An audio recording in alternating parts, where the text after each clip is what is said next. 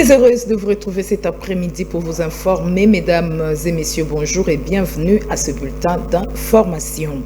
L'invitation des États-Unis d'Amérique dans la médiation entre la République démocratique du Congo et le Rwanda et l'accord entre les États-Unis et la RDC n'a pas pour objectif de transférer les richesses de la RDC vers les États-Unis. Lucie Tamlin, ambassadeur des États-Unis en République démocratique du Congo, précise que c'est pour promouvoir la paix et favoriser ainsi les investissements. Déclaration faite mardi à l'occasion de la rencontre à Kinshasa entre Lucie Tamlin et le jeune du Forum d'études en relations internationales du Congo. La dite rencontre a tourné autour des enjeux contemporains des relations internationales en République démocratique du Congo et dans le monde.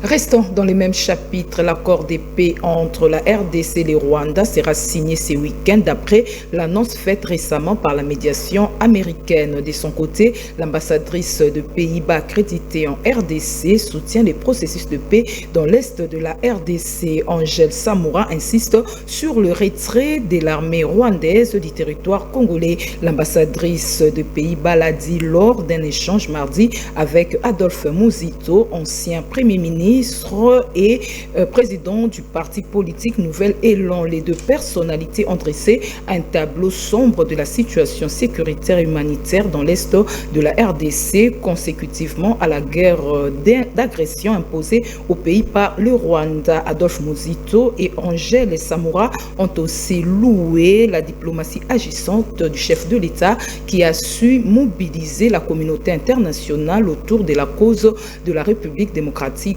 du Congo. Ils ont salué les récentes avancées permettant désormais aux investisseurs d'accéder directement aux ressources minières congolaises sans devoir transiter par le Rwanda à travers une coopération bénéfique pour toutes les parties.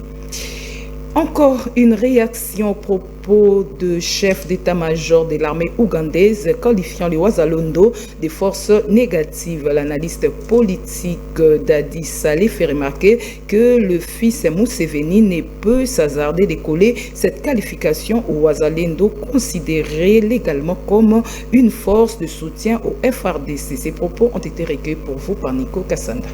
Nous avons tous suivi les déclarations du général Mozi, les fils de Museveni, par rapport au fait qu'il a osé dire que le Wazalendo serait des forces négatives.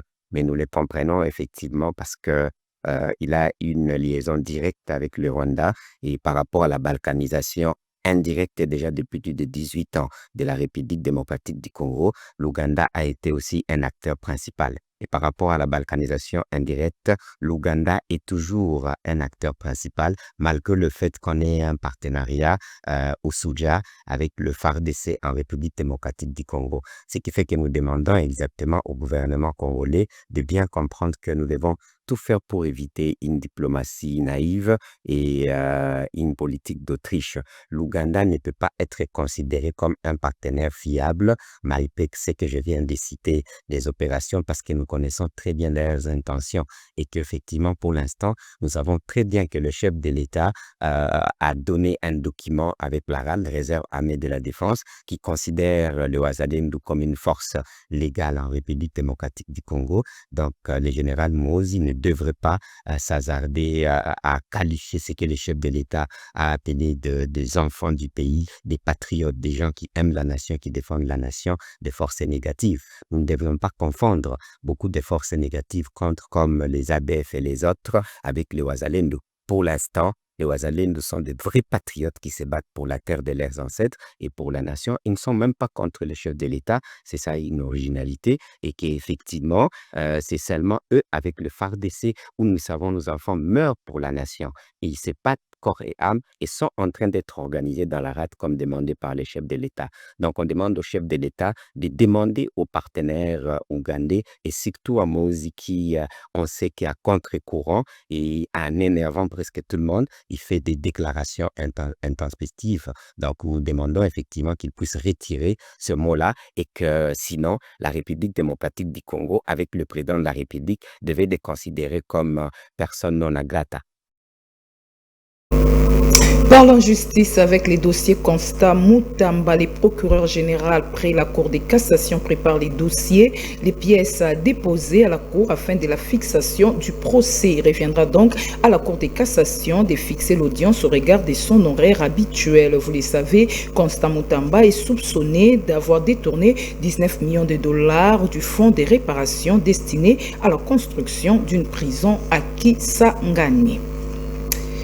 Et en santé, le choléra frappe durement la province de Maniema. Plus de 3300 cas avec 120 décès enregistrés depuis le début de cette année. En mission à Kindu, le directeur du programme national d'élimination du choléra lance un cri d'alarme face à l'ampleur de l'épidémie. Le docteur Placide Welo Okitawemba souligne tout de même que des stratégies de réponse ont été développées. Place à présent au bilan du gouvernement souminois une année après. Focus dans ce bulletin d'information sur le ministère de l'Urbanisme et Habitat avec le ministre des tutelles, Crispin Mbadou. Suivez. L'urbanisme et habitat, c'est deux sous-secteurs. Vous avez le secteur d'une part de l'urbanisme et le secteur de l'habitat, mis ensemble.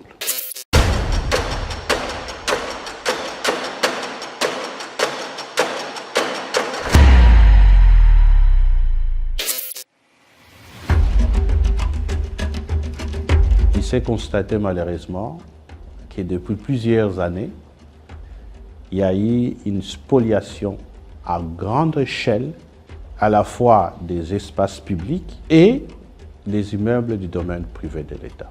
Vous voyez la place Mandela par exemple, c'est un endroit qui a été spolié. Alors j'ai pris courageusement la décision de pouvoir annuler cette construction-là afin d'y aménager un espace récréatif. Je viens de faire la même chose pour la place Royale. Nous avons aussi entamé la récupération des immeubles du domaine privé de l'État. Et à date, nous avons récupéré à peu près une trentaine d'immeubles, rien que dans la ville de Kinshasa. Les opérateurs économiques obtiennent un permis de construire, par exemple, pour un R+4, mais en réalité, sur le terrain, ils vont faire un R+5 ou un R+7 ou un R+8. Et tout cela, c'est les trésors publics qui perdent d'importants moyens. Et en renforçant la police d'urbanisme, donc l'inspection, j'ai lancé l'opération Tolérance Zéro. Ce qui fait qu'aujourd'hui, la DGRAD nous félicite parce que nous avons triplé les ressources financières par rapport à ce qui nous revient au trésor public.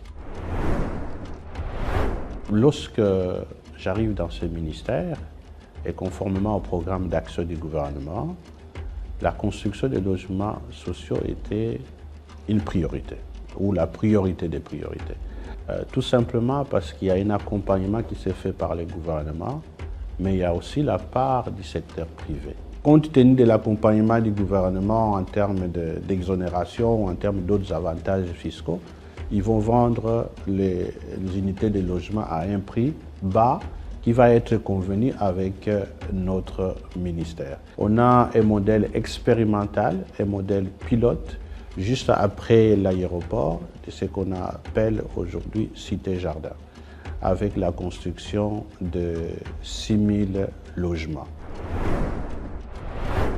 Je pilote actuellement le projet d'urgence et de résilience urbaine de Kananga. C'est un projet qui vise à lutter contre les érosions à grande échelle. Vous savez, la ville de Kananga, c'est plus de 300 têtes d'érosion. Nous avons des projets pilotes à Kisangani, à Kolwezi et à Lubumbashi. La loi est formelle, les mesures sont là. La garantie locative, par exemple, elle est très claire, elle est clairement limitée à 3 mois pour les résidentiels et à 6 mois pour les commerciales. Mais qu'est-ce que nous constatons? C'est qu'il y a des arrangements qui se font en dehors de la loi. Alors nous avons maintenant des imprimés de valeurs. Ces imprimés de valeurs sont obligatoires pour lier les deux parties, à ce moment-là, si vous avez votre formulaire qui vient du ministère de l'Urbanisme et de l'Habitat, vous êtes protégé. Il y a une commission qui travaille au niveau de la DGRAD pour justement revoir les prix des loyers à la hausse, essayer de se conformer au prix du marché, parce qu'effectivement, il n'est pas normal aujourd'hui de voir une villa située par exemple à Gombe, une villa de 4, 5, 6 chambres, c'est loué à 1 000 $, alors qu'à côté de cela, il y a un appartement de 2 chambres qui se loue à 4 000 ou à 5 000 $.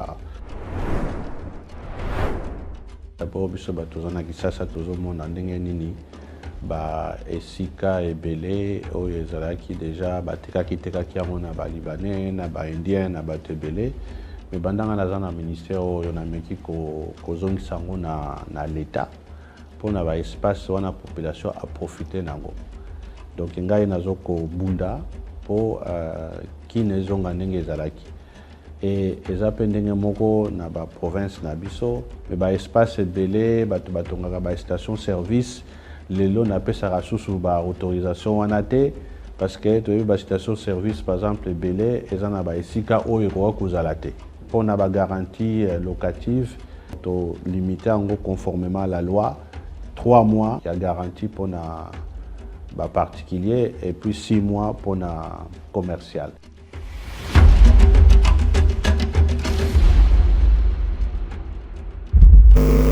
Fin de cette session d'information, mesdames et messieurs, merci de nous avoir suivis.